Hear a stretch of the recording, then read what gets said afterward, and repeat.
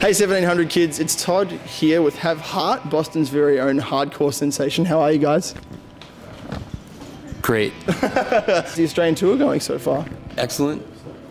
We came here from Southeast Asia, which was one of the best experiences that we've ever had in touring, but it was also like, I do fine with hot weather, but just when you're, the regimen that we were on was like, get off the plane,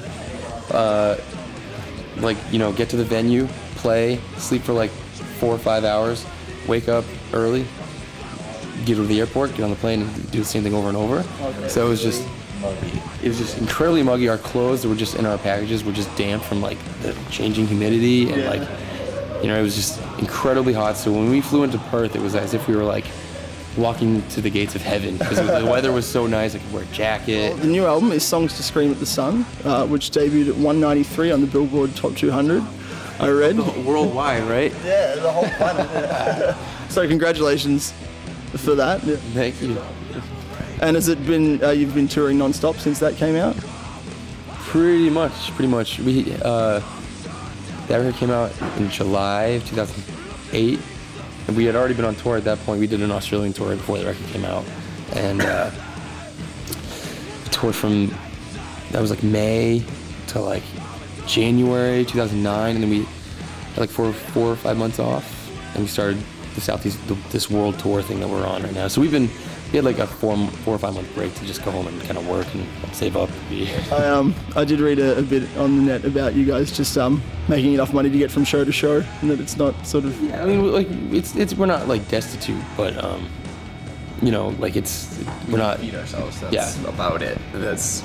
We like if we were working at Hungry Jack's or Burger King or McDonald's, we'd be like, you know, making a little bit more money than that, but. You know, it's a good trade-off. So we work hard too. We're not. No one's ever really given us money. We've actually never really asked our label for a dime. I mean, they pay us through CDs and stuff like that, but we've never had to go to them for like any flight tickets or anything like that.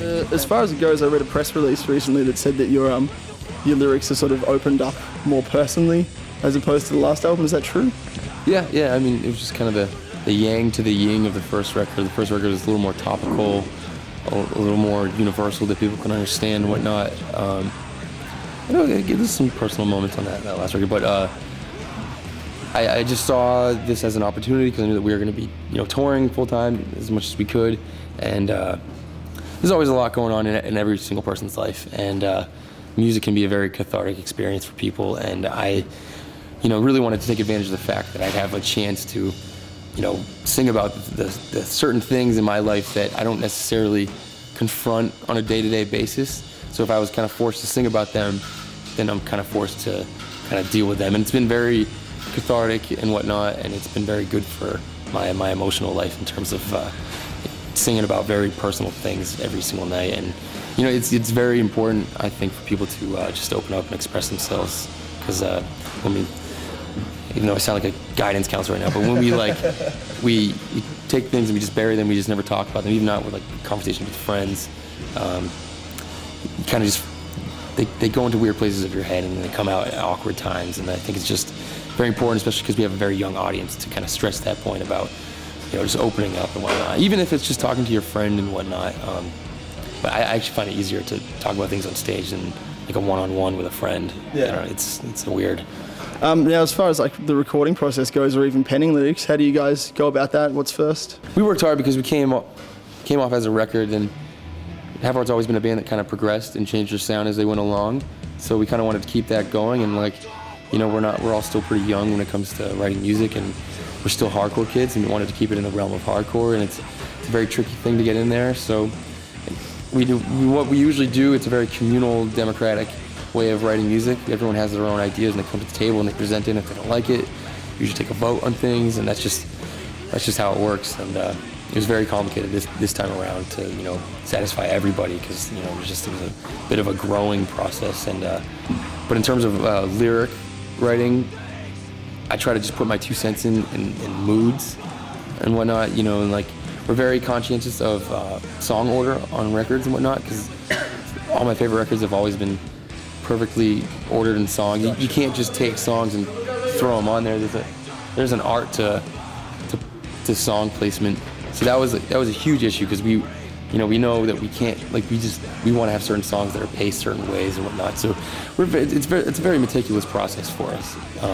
But in terms of songwriting, I usually just try to, elbow in on my on moods that are important, because I had all these certain things that I wanted to write about, and if the mood of the music doesn't match the lyrics, then it's just a very awkward feeling. It doesn't seem like authentic to me. Cool. So it's a good swan song for you guys who are going to split up at the end of this tour. That's true. Our last record? Yeah. The one. Yeah. Yeah, I think. To Scream at the Sun. Are you proud of it enough to let it be a last one? I think we're supposed to write like a 3-song EP, but like as time goes by, we have one song written, and that would actually be like the perfect swan song. So we have this one song that we're actually going to release, if not a 3-song EP. But there's this one song I already wrote the lyrics for and stuff like that. And if we can't write the 3-song EP, I'd rather just at least record that one song, because it's a great song. It's a very, very, very personal song. It kind of makes sense in the whole terms of growing up, and this has been a very big part of my young adult, old kid life, but we at least have one more song for everyone, so. Cool. And then after that, you guys have any other musical endeavors you're going to follow once the band's done, or are you going to? Yeah, I'm in this other band called Wolf Whistle, but it's real part-time. I don't think I'm ever going to go back to like the touring life. It's just, I don't know, it's for some people, and it definitely was for me at this time in my life, but I have too many commitments in my life back home.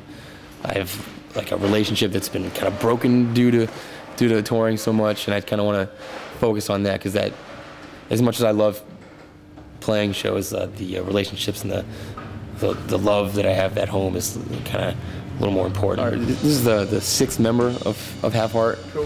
He plays drums in a band called Foundation from Atlanta. They're still going very strong. Kei Yasui will probably end up in a band called Polar Bear Club. Or directing films like The Obsession. Yes. And I'm gonna be acting in all of this film. I have a booming acting career on the horizon. Yeah, so Ryan Hudon is in this band called Step Forward. It's a Boston straight edge band, kind of playing stuff like the Uniform Choice era of hardcore. Brooks in a band called Road Rage, and we're all still gonna be involved with hardcore no matter what, because we come from Boston, Champ comes from Atlanta. Those are two cities and cultures of hardcore that are just, you can't just join hardcore and then just, if you really love it, then you can't leave. Yeah. Well, I'm getting the wrap-up sign, unfortunately, guys, but thanks heaps. That was a really cool interview. Thank you so much for stopping by, and have fun at your show tonight.